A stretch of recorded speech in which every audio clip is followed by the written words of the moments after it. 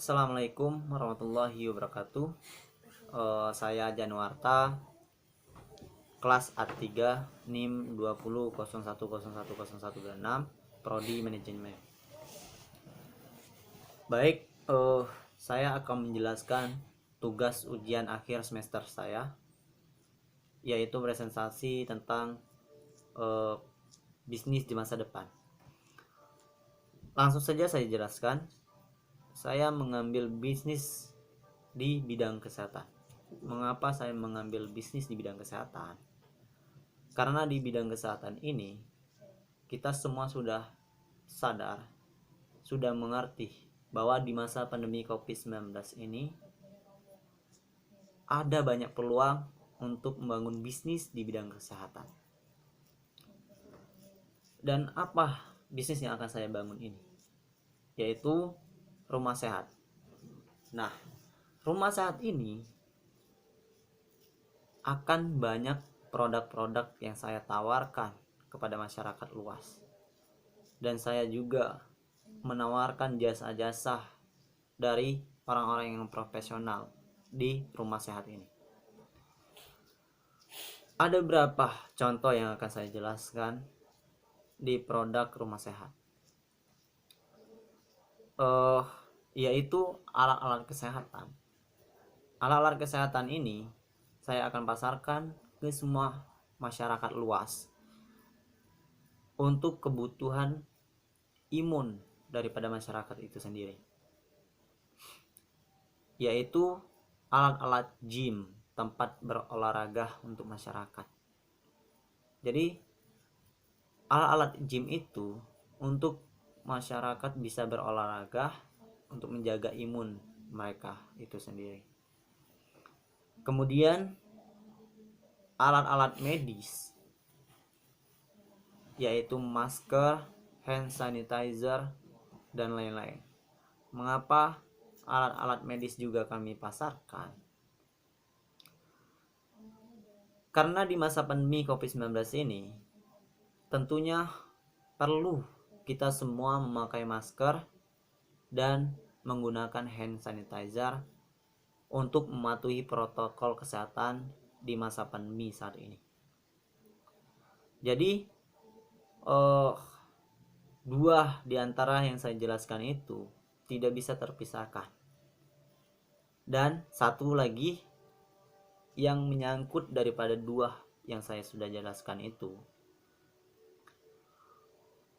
yaitu produk daripada makanan dan minuman sehat.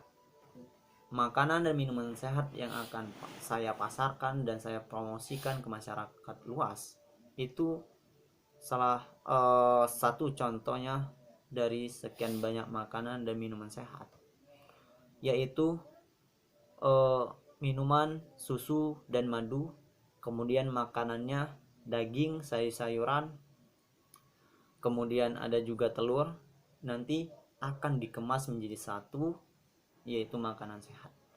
Jadi di antara tiga yang kami jelaskan ini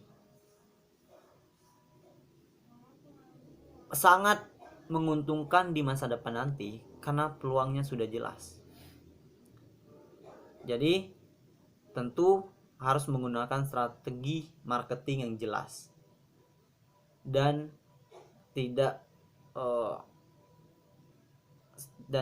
jangan sampai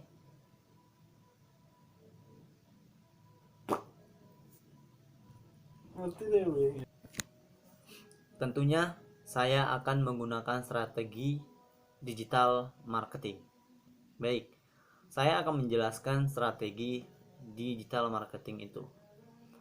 Ini untuk mendorong omset penjualan yang jauh lebih besar. Mengapa saya mengambil strategi itu? Saya akan jelaskan dari macam-macam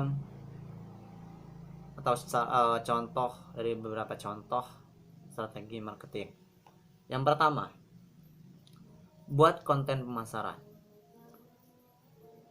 Di era serba digital seperti sekarang ini, para pelaku usaha dituntut untuk semakin kreatif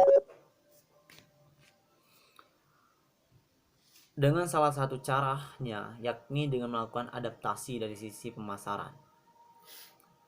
Anda bisa menggunakan strategi marketing berbasis konten, pemasaran yang tetap memberi edukasi, meski yang tetap memberi edukasi tersemat pesan-pesan proaktif untuk menarik calon pembeli. Konten pemasaran sendiri ada berbagai macam, mulai dari video, gambar, hingga artikel yang ditulis di website ataupun di sosial media. Kemudian yang nomor 2, yaitu tawarkan program referral. Di dalam dunia bisnis, program referral atau afiliasi sudah sangat umum ditemui.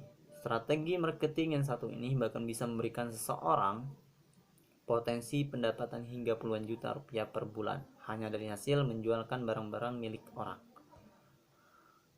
Yang ketiga, ikut acara pameran atau networking. Tidak peduli seberapa pesat perkembangan gadget dan teknologi, kita harus bersaing dari strategi digital marketing ini. Keempat, membangun image brand. Pernahkah terpikir kenapa Bratz Clothing Supreme bisa menjual kaos dengan harga jutaan rupiah? Padahal kualitas dan tampilan tidak jauh berbeda dibandingkan kaos biasa. Jawabannya adalah branding. Orang-orang rela mengeluarkan uang hingga belasan juta untuk sebuah pakaian bermerek karena mereka meyakini hal tersebut bisa menaiki image strata sosial.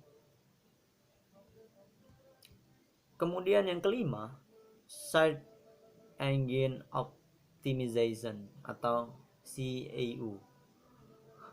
Tahun ini menjadi waktu yang tepat untuk mulai melakukan optimasi digital jika bisnis masih belum bisa diakses secara online.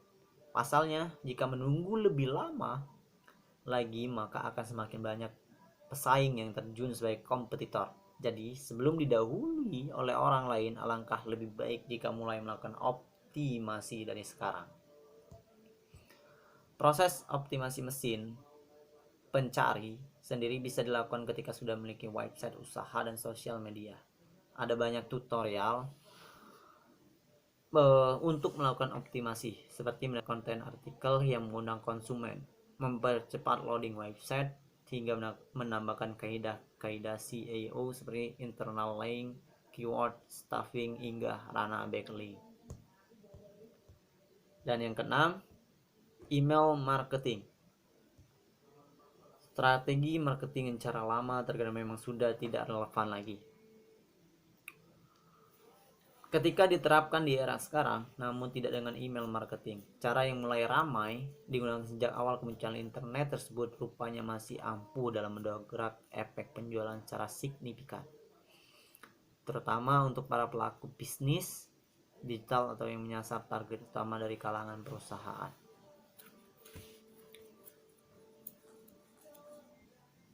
Ada satu lagi, yaitu influencer marketing.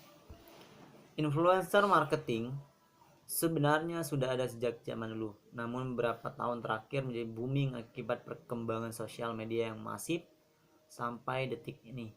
Peran influencer memang sudah masih sangat ampuh untuk mendongkrak omset penjualan. Kendati demikian, kita juga harus jeli dalam memilih serta memilah calon influencer yang akan digunakan. Jangan sampai justru memilih orang yang salah sehingga mengalami kerugian waktu serta materi. Nah, jika menggunakan strategi digital marketing, nantinya akan ada strategi lama yang kembali muncul, yaitu dari mulut ke mulut orang lain. Dengan begitu, networking akan melebar luas hingga ke luar daerah. Mungkin itu yang saya dapat sampaikan. Terima kasih untuk penjelasan atau tugas yang saya buat ini.